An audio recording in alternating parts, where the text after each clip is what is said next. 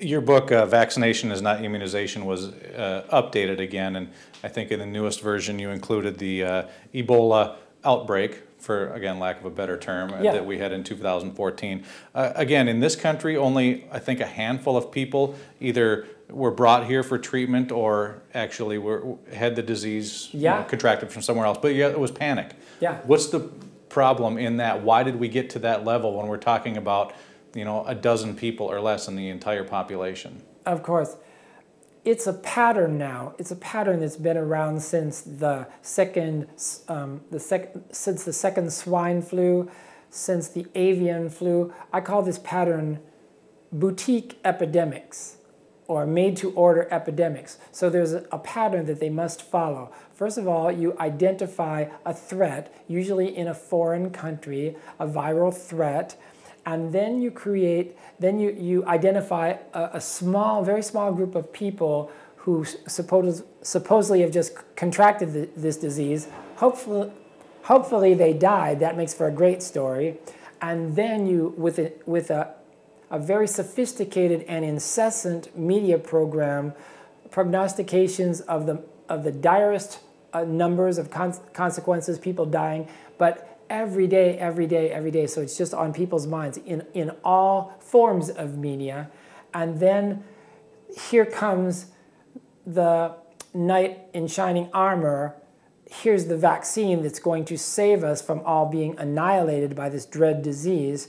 And in this case, you're right, just a few of, well, first of all, most of the people were in Africa at this time, and it is extremely likely, on my website, I have a whole chapter on the Ebola hoax of recent months, showing how it's very unlikely that the people who are identified with having recently contracted Ebola in Africa, whether they actually had it or not, because it's so difficult to diagnose.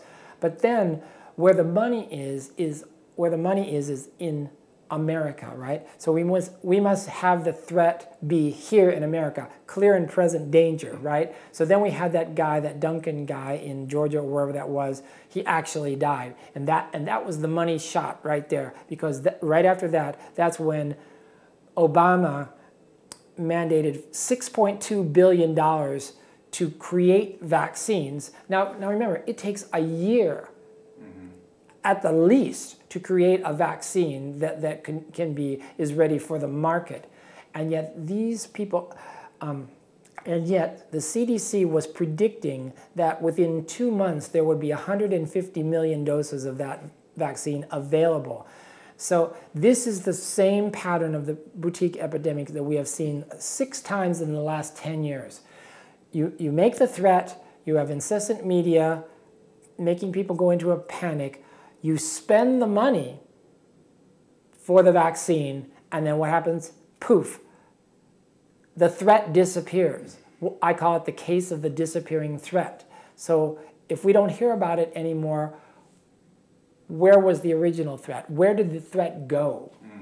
You know, and people just don't get that. They fall for it over and over and over. And now organized media knows how anytime they need to make another few $1 billion, they know the steps that they have to go through. They know the pattern, the boutique epidemic. Works every time.